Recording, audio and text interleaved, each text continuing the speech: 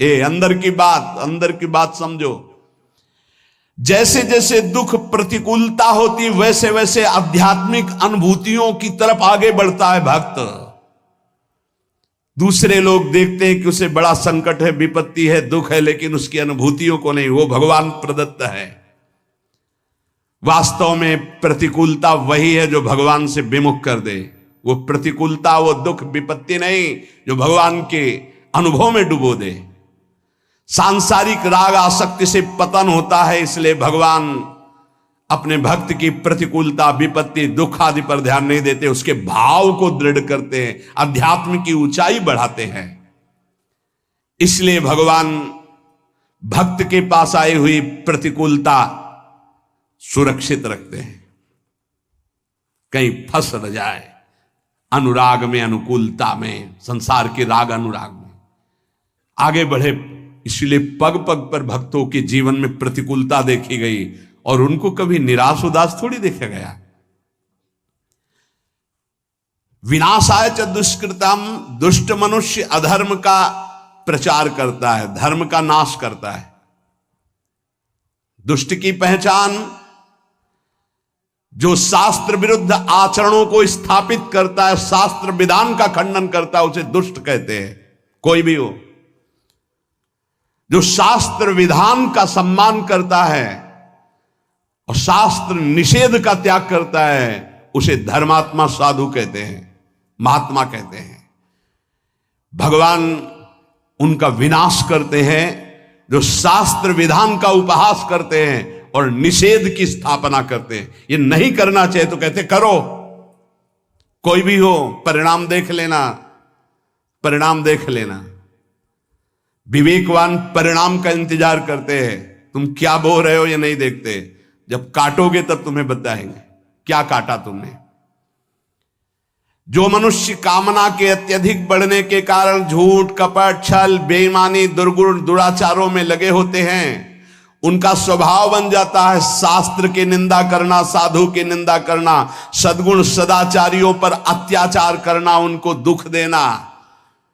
भगवान कहते हैं ऐसों का विनाश मैं स्वयं करता हूं, तिनकर काल रूप में भ्राता, उनके लिए मैं काल दंड बन जाता हूं। दुष्कृताम, दुष्कृति करने वालों का विनाशाय च दुष्कृताम, विनाश करता हूं। महाराज भगवान तो सब प्राणियों में सम है, उनका ना तो कोई मित्र है ना बैरी है। फिर वो तो बोले समोहम सर्वभूतेषु न मे द्वेष्यः न मे प्रियः, फिर ये क्या लीला है। अरे उनके लिए जैसे महात्मा तैसे दुरात्मा, वो तो सब में विराजमान है, उनके लिए न तो कोई द्वेष का पात्र न कोई राग का पात्र है। समाधान, उत्तर, संपूर्ण प्राणियों के परम सुहृद होने पर भगवान किसी से भी वैर नहीं करते हैं। पर ध्यान रखो, भगवान का एक वचन है, वो अपने शरणागत का पक्षपात करते हैं। हम भक्त पराधीनो असुतंत्र। जो भगवान के भक्त से वैर कर लेता है, भगवान उससे वैर कर लेते हैं। सुनो सुरेश रघुनाथ स्वभाव, निज अपराध रिसाही न काऊ, जो अपराध भगत कर करई, राम रोष पावक सो जरई। भक्त भक्तिमान, भगवान का अपराध कर दोगे तो क्षमा कर देंगे, लेकिन भक्त का अपराध कर दोगे तो पक्की दुश्मनी ठान लेंगे। दुखिया को न सताइए, दुखिया देगा रोए, जब दुखिया के मुखिया सुने तो तेरी गति क्या होए। एक काल के थप्पड़ में सब फैल जाता है। ये तो अभी जवानी है और बुद्धि चल रही है, तो जो चाहो बोल लो, समय आएगा बोलने लायक नहीं रहोगे, प्रार्थना करने लायक नहीं रहोगे। भगवान का स्वभाव है, उनका अपराध कर दोगे क्षमा कर देंगे, भक्त का अपराध करोगे सीधे वैर भगवान ले लेंगे। कौन निपट सकता है उनसे? भक्तों को कष्ट देने वाले, निंदा करने वाले, अपराध करने वाले दुष्टों को स्वयं भगवान अपना दुश्मन मानते हैं। पाप का विनाश भक्त करते हैं और पापी का विनाश भगवान करते हैं। ये पाप का विनाश भक्त करते हैं, पापी का नहीं। पापी का विनाश भगवान करते हैं। अगर भक्त की शरण में आ जाए तो पापी रहेगा ही नहीं, क्योंकि पाप नष्ट हुआ तभी तो वो साधु हृदय का संग कर पाएगा। साधु संग मात्र से संत दरस जिम पातक टरई। साधुओं का परित्राण भगवान जिस कृपा से करते हैं, उसी कृपा से युक्त होकर दुष्टों का विनाश करते हैं। क्योंकि साधुओं के परित्राण में भगवान का जितना प्यार है उतना दुष्टों से भी प्यार है। क्या? दुष्टों को मारकर परम पद देते हैं, साधुओं को प्यार करके परम पद देते हैं। क्योंकि वो वैर करते हैं, इसलिए उनको ऐसे भगवान उद्धार करते हैं। भगवान किसी के प्रति भी तनिक भी अमंगल भावना नहीं, पर भक्त के द्रोह करने के कारण जहां किसी भक्त को कष्ट दिया जाएगा, फिर भगवान उसे चैन से नहीं रहने देंगे। समय पर होता है, ये तत्काल थोड़ी होता है कि तत्काल तुम्हें देगा। गंगा किनारे एक परम महामहिम स्थान है, पूज्य स्वामी श्री आत्मा प्रकाश जी महाराज, बहुत ही महान तपस्वी, भजनानंदी, अखंड ब्रह्मचारी, ढूढ़ी घाट। हम लोगों ने दर्शन किए। अस्थिमात्र होए रहे शरीरा और तेजो में, ऐसा लगता भुवन भास्कर रामबाग से निकल रहे। इतना देखो तो तेजो में, नीचे का देखो तो अस्थिमात्र होए रहे शरीरा, लंगोटी जरा सा चला ऐसा। हनुमान जी महाराज विराजमान हैं। जब वो रामायण की चौपाई बोलते थे तो ऐसा लगता था ब्रह्मलोक से आवाज निकल रही, परम पवित्र। तो रात्रि में कुछ चोर आए, क्योंकि सोने का छत्र ये सब हनुमान जी महाराज का, बहुत सी ऐसी आभूषण सामग्रियां थी। स्वामी जी को पीटा डंडों से, तो अस्थि मात्र हो रहे शरीर। बड़े बड़े कानपुर के अधिकारी जन प्राण समर्पित करने वाले थे, बहुत उनका प्रभाव था। जैसे उस उनका व्यवहार गांव की भाषा थी, उरे कलेक्टर, ऐसी बात, उरे कलेक्टर, रोड बन जाएगा, करे ये वाला बन जाएगा, हाँ सरकार बन, ये बनवा दे, ऐसे गांव की बात, बिल्कुल सरल स्वभाव, न मन को टिलाई, परमहंस।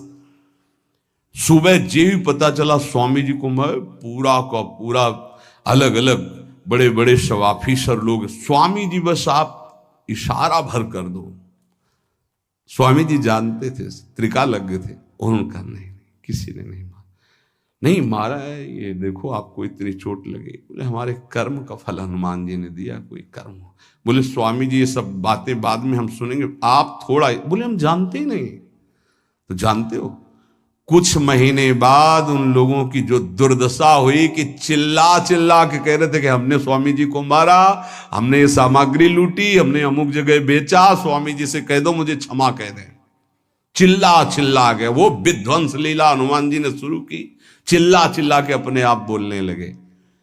अगर साधु मौन हो जाए तो भगवान के हृदय में आग पैदा हो जाएगी, और वो उसको ये कृपा मनाओ कि साधु सभा में गाली दे दे, दंड दे दे तो बच जाओगे। नहीं, मालिक अगर स्वयं में दुश्मनी ले ले तो निर्वाह करना मुश्किल हो जाएगा। भगवान का बहुत करुणामय स्वभाव है, पर जब उनके लाडले भक्त को कोई सताता है तो फिर राम रोष पावक सो जरई। धर्म संस्थापनार्थाय संभवामि युगे युगे। भगवान धर्म की स्थापना, भगवान धर्म को साक्षात धर्म स्वरूप है। इसीलिए अगर चैन से रहना, शांति प्राप्त करना है, मंगल मोद सुख प्राप्त करना, धर्म का मार्ग खोजो। धर्म किसे कहते हैं, उसके अनुसार चलो, परम धर्म का मार्ग स्वीकार करो। धर्म का आश्रय लेना ही भगवान का उद्देश्य है। संस्थापना करने के लिए भगवान आचार्य गुरुदेव के रूप में प्रकाशित करते हैं। जब उसकी हानि होती है तब पुनः प्रकट होते हैं, विनाश लीला करते, फिर धर्म स्थापना करते हैं। संभवाम युगे युगे, आवश्यकता पड़ने पर प्रत्येक युग में कई बार अवतार ले लेते हैं। एक युग में जितनी बार जरूरत पड़ती उतनी बार, कभी कारक पुरुषों के रूप में, कभी संत महात्माओं के हृदय के रूप में। किसी भी संत के हृदय में बैठ गए, भारी प्रकाश, भारी प्रचार, वो भगवान कर रहे हैं। भगवान कभी नैमित्तिक अवतार, कभी अंश अवतार, कभी कला अवतार, विविध अवतारों के रूप में, लेकिन संत महात्माओं का यह नित्य अवतार है। भगवान तो सर्व समर्थ हैं, फिर संतों की रक्षा करना, दुष्टों का विनाश करना, धर्म की स्थापना करना, इसके लिए अवतार लेने की क्या जरूरत है? एक संकल्प से अनंत ब्रह्मांड प्रकट हुए, तुम दुष्टों का विनाश संकल्प से ही कर देते ना। समाधान, भगवान अवतार के बिना ये सब कुछ एक क्षण में पलक झपकते कर सकते हैं, लेकिन जिन भक्तों ने आकांक्षा की कि यार बनकर हमारे साथ खेलें, कांत बनकर हमारे साथ खेलें, लाला बनकर हमारे आंगन में घुटनों के बल चले, इसकी पूर्ति संकल्प से नहीं होगी। इसके लिए तो अवतार लेना पड़ेगा। विशेष कृपा करने के लिए, अपने भक्तों को सुख पहुंचाने के लिए भावानुसार भगवान अवतार धारण करते हैं। अवतार काल में भगवान का दर्शन होता है, स्पर्श होता है, वार्तालाप होती है, और जो भगवान लीलाएं करते हैं उनको जो गाता है, श्रवण करता है, चिंतन करता है, उपदेश करता है, आचरण में लाता है, वो सब भगवान को प्राप्त हो जाते हैं। सदा सबका उद्धार करने के लिए भगवान का अवतार होता है, भक्तों को सुख पहुंचाने के लिए उद्धार होता है, दुष्टों को परम पद प्रदान करने के लिए भगवान का अवतार होता है। भगवान के लिए कोई कर्तव्य नहीं है, उन्हें कुछ पाना नहीं है, वो केवल अपने भक्तों के आवाहन पर अवतरित होते हैं। श्री भगवान कहते हैं, हे अर्जुन, यदा यदा हि धर्मस्य ग्लानिर्भवति भारत, अभ्युत्थानमधर्मस्य तदात्मानं सृजाम्यहम्। हे भरतवंशी अर्जुन, जब जब धर्म की हानि और अधर्म की वृद्धि होती है, तब तब मैं अपने आप को साकार रूप में प्रकाशित करता हूं। वैसे मैं सर्वत्र व्याप्त हूं। यदा यदा हि धर्मस्य, धर्म की हानि और अधर्म की वृद्धि जब होती है तो भगवान को बेचैनी होने लगती है। भगवत प्रेमी, धर्मात्मा, सदाचारी, निरपराध, निर्बल, इन पर जब नास्तिक, पापी, दुराचारी, बलवान मनुष्य अत्याचार करते हैं, सद्गुण सदाचारों की एकदम धज्जियां उड़ जाती हैं, दुर्गुण दुराचार अत्यधिक सफल दिखाई देते हैं, वृद्धि को प्राप्त होते हैं, तब तब भगवान जब देखते हैं किसी संत, महात्मा, योगी, मुनि से अब कुछ नहीं संभलेगा, तब आप पधारते हैं। जब जब आवश्यकता पड़ती तब तब भगवान अवतार लेते हैं। एक युग में जितनी बार आवश्यकता और अवसर प्राप्त होता उतनी बार अवतार लेते हैं। जैसे समुद्र मंथन में भगवान ने कई अवतार धारण किए, उसी समय अजित रूप से देवताओं के साथ मिलकर समुद्र मंथन कर रहे हैं, कक्षप रूप से मंदराचल को नीचे धारण किए हुए, शास्त्राबाहु हजारों भुजाएं से ऊपर पकड़े हुए हैं, अमृत लेकर के धन्वंतरी रूप में प्रकट होते हैं। दैत्य लोग अमृत ले जाते हैं तो मोहिनी रूप धारण करके अमृत देवताओं को पिलाते हैं। एक ही लीला में कई अवतार धारण कर लिए। अधर्म की वृद्धि और धर्म का ह्रास होने का मुख्य कारण है नाशवान पदार्थों की ओर आकर्षण। जैसे केवल माता पुत्र पैदा नहीं कर सकती, पिता का संयोग अत्यंत आवश्यक है, ऐसे ही ये प्रकृति स्वयं रचना नहीं कर सकती, इसमें पिता परमात्मा की आवश्यकता, उसी के संयोग से ये संपूर्ण ब्रह्मांडों की रचना हुई है। प्रकृति और परमात्मा यही असली माता पिता हैं सबकी सृष्टि के। ये जो शरीर देख रहे हैं, जितनी रचना देख रहे हैं, ये दो से बना हुआ है, परमात्म तत्व और प्रकृति के द्वारा। हर जगह आपको दो मिलेंगे, कोई ऐसा कण नहीं जहां दोनों हो। सब जगह परमात्म तत्व व्याप्त है, कोई जगह ऐसे, मुर्दे में भी व्याप्त है। मुर्दे में वेन के शरीर को मथा तो भगवान निकल आए, पृथु भगवान का अवतार हो गया। खंबे से भगवान नरसिंह रूप में निकल आए। धन्ना जाट को भांग का सिलवट्टा दिया था, उससे भगवान प्रकट हो गए। कुत्ते से नामदेव, भूत से भगवान, कोई ऐसी जगह नहीं जो भगवान ना हो। और प्रकृति, ये जितना हमारे नेत्रों से दिखाई दे रहा, मन से सोचा जा रहा, सब प्रकृति के अंतर्गत है। गो गोचर जहां लगु मन जाई, सो सब माया जानो भाई, दो से ही बना हुआ है। बिना परमात्म तत्व के प्रकृति कुछ नहीं कर सकती। जैसे हाइलोजन है, बिजली से ही चमकेगा, इसमें चाहिए बिजली, पावर चाहिए, बिजली गई अंधेरा छा जाएगा। ऐसे प्रकृति एक यंत्र है, करण है, पर इसका कारण परमात्मा है। जितना जड़ चैतन्य सुंदर दिखाई दे रहा है, इसकी सुंदरता में श्री कृष्ण ही विराजमान है। परमात्मा और प्रकृति दोनों से ये बना हुआ है। वो अविनाशी निर्लेप और ये विनाशी परिवर्तनशील। प्रकृति का जितनी रचना है वो क्षण क्षण नाश को प्राप्त होता रहता है, बदलता रहता है। वो एक रूप कभी नहीं रह सकता प्रकृति का। और परमात्मा कभी परिवर्तनशील नहीं होता, सदैव एक रूप रहता है। ऐसे ही भगवान का अंश जो, वो एक रूप अविनाशी चैतन्य घन। और ये शरीर सब परिवर्तनशील, ये पहले नहीं था, बाद में नहीं रहेगा, अब भी नहीं है, ये बदल रहा है एक एक क्षण। किंचन मात्र भी अपने स्वरूप में परिवर्तन नहीं हो परमात्मा, जिसका परिवर्तन वो प्रकृति। किंचन मात्र एक रस नहीं रह सकती, परिवर्तन ही परिवर्तन। जब कोई अनित्य उत्पत्ति विनाशशील प्राकृत पदार्थों से सुख भोग की इच्छा करता है तो उससे पाप बनने लगते हैं, पतन होता है। और ऐसे जिनका हृदय पतन हो जाता है, वो भगवान और भगवान के वाक्यों को स्वीकार नहीं करते, पापात्मा पुरुष। जो पे दुष्ट हृदय सोई होई, मोरे सन्मुख आव कि सोई, पापवंत कर सहज स्वभाव, भजन मूर्ति भाव न काऊ। जहां अधर्माचरण बढ़ने लगा, पापाचरण बढ़ने लगा, कलह विद्रोह दोष व्यभिचार नाना प्रकार के बढ़ने लगे, तो फिर भगवान उसको रोकने के लिए, अगर किसी ऋषि मुनि के अंदर बैठकर काम चल जाता है तो भगवान ऐसा भी करते हैं। ऋषि मुनि के अंदर बैठकर काम चलने का मतलब, कोई भी ऋषि मुनि पाप को नष्ट करके उसको सौहार्द भाव, सत्य भाव में स्थित करता है, कभी वो पापी को नष्ट नहीं करता। ध्यान रखना, यह है काम चलना।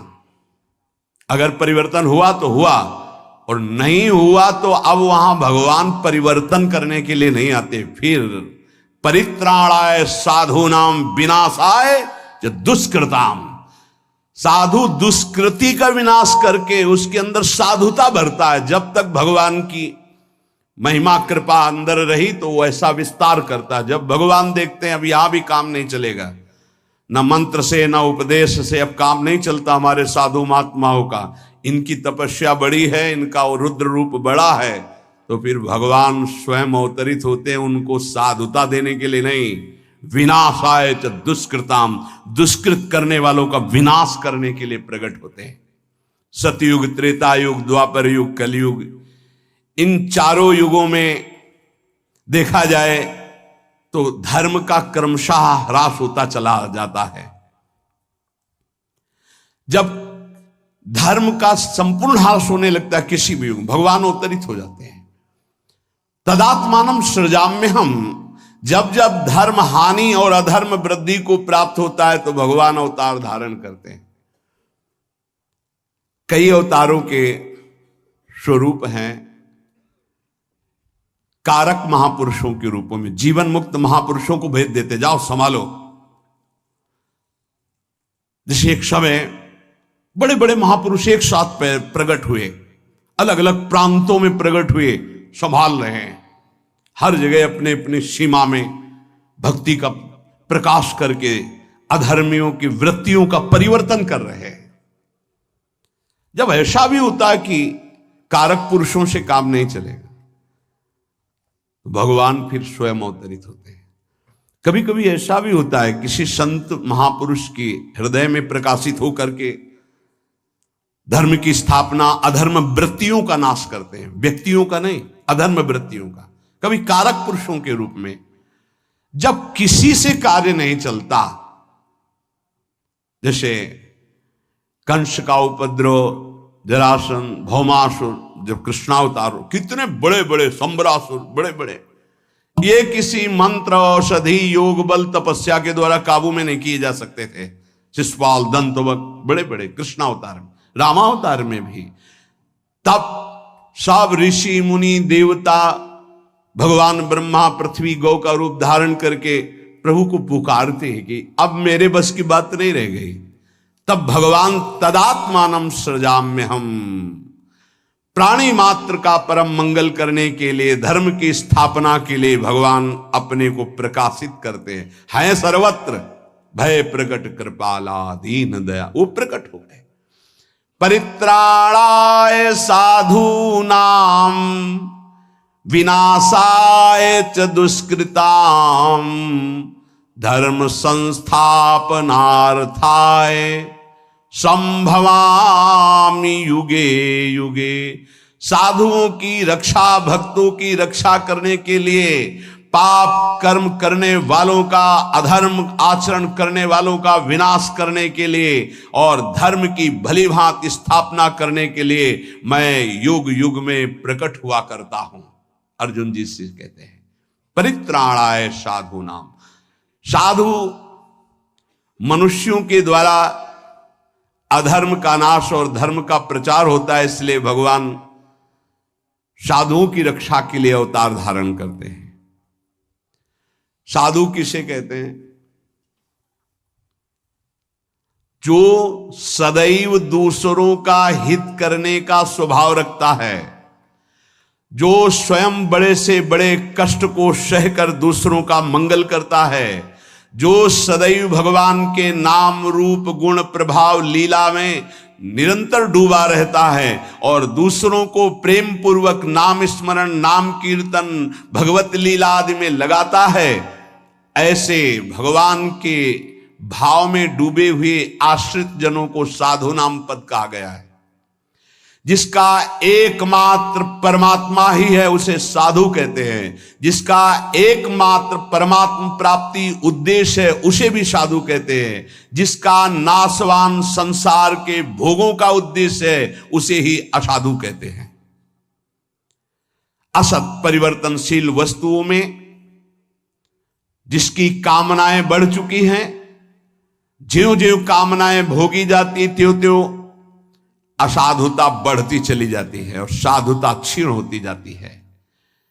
साधुता लुप्त हो जाने पर अधर्माचरण बुरा नहीं लगता। ध्यान रखना, जिसका पवित्र हृदय थोड़ी भी गलती करेगा तो जलेगा, और वही जब गलती पे गलती करता जाएगा तो फिर उसकी जलन खत्म हो जाएगी। साधक को महसूस होता है मेरे से गलती हो गई, वो जलता है, रोता है, और जब भयंकर पापाचरण होने लगता है तो उसे गर्व होने लगता है कि मैं ऐसा भोगता करता हूं। उसको कोई ग्लानि नहीं होती।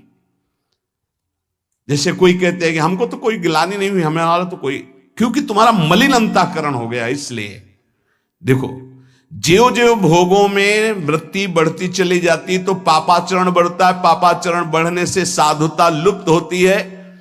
असाधुता का मूल, वो मूढ़ता, वो कामना बढ़ती चली जाती, हृदय मलिन हो जाता है, उसको ग्लानि भी नहीं होती, पश्चाताप भी नहीं होता। साधु पुरुष पशु पक्षी वृक्ष मनुष्य देवता पितर सबका हित, सबका आनंद, सबका सुख चाहते हैं, वही साधु होते हैं। यदि सच्ची बात तुम संतों के मन के भाव को जान जाओगे तो उनके चरणों को पकड़ लोगे। ये विपरीत दुष्ट लोग बाहर से केवल मृदु बोलते हैं, इनके अंदर केवल दूसरों को दुख देने की बात रहती है, सुख लूटने की बात रहती है। तो यहां कहते हैं कि यदि भगवान साधु पुरुषों की रक्षा किया करते हैं तो फिर संसार में साधु पुरुष दुख क्यों पाते हुए देखे जाते हैं? इसका समाधान है कि साधु वही है जो शरीर, धन, संपत्ति, मान बढ़ाई आदि की रक्षा नहीं चाहता, अपने भाव की, धर्म की रक्षा चाहता, उसे साधु कहते हैं। और भगवान की भी दृष्टि में शरीर और मान बढ़ाई, धन संपत्ति की कोई महत्व नहीं, मायाकृत है। भक्ति भी नहीं चाहता और भगवान भी इसको जानते हैं, इसलिए भगवान उसके भाव को दृढ़ करते हैं, परिस्थिति को नहीं। ये कमजोर हृदय वाले परिस्थिति का सुधार चाहते हैं। भक्तों में सांसारिक पदार्थों का महत्व, उद्देश्य पहले ही प्रारंभ में नष्ट हो गया था, शरीर का, भोगों का, सम्मान का, इनका। प्रतिकूलता, दुख, परिस्थिति जैसे जैसे आती है, भक्त में अखंड प्रसन्नता बढ़ती चली जाती है। सबको चाहिए कि धर्म के द्वारा अपने जीवन के कर्तव्यों का पालन करते हुए भगवान का स्मरण करें, इसी से परम सुख, परम शांति की प्राप्ति होगी। जो भगवान के नाम जप को निषेध करे, जो भगवान की महिमा की अवहेलना करे, शास्त्रों को झूठा बताए, कान में अंगुली डालो, उठकर चल दो, उस सभा में मत बैठना, नहीं तो पाप लगेगा। और उस पुरुष की दुर्गति जो होगी, अगर तुम जीवित रहोगे तो देख लेना, पक्की बात है। शारीरिक दुर्गति, मानसिक दुर्गति और अंततोगत्वा परिणाम दुर्गति। इसलिए बहुत सावधान होकर के चला जाए, निरंतर भगवान का नाम, गुण रूप लीला धाम का आश्रय और आचरण हमारे धर्म शास्त्रों के अनुसार होना चाहिए, तभी जीवन मंगलमय हो जाएगा। अभी अवसर है, निकल चलो, आगे आपको अवसर भी नहीं मिलेगा, बुद्धि ही इतनी पवित्र हो जाएगी कि भगवत प्राप्ति की चाह ही नहीं रह जाएगी, सत्संग मिलना दुर्लभ हो जाएगा। इसलिए अभी अवसर है, खूब नाम जप करो, अपने को बचाओ कुसंग से और भगवान की प्राप्ति कर लो। इस जन्म मरण के चक्र से छूटकर आत्यंतिक महासुख को प्राप्त हो जाओ। शेष चर्चा के श्री राधा वल्लभ लाल की।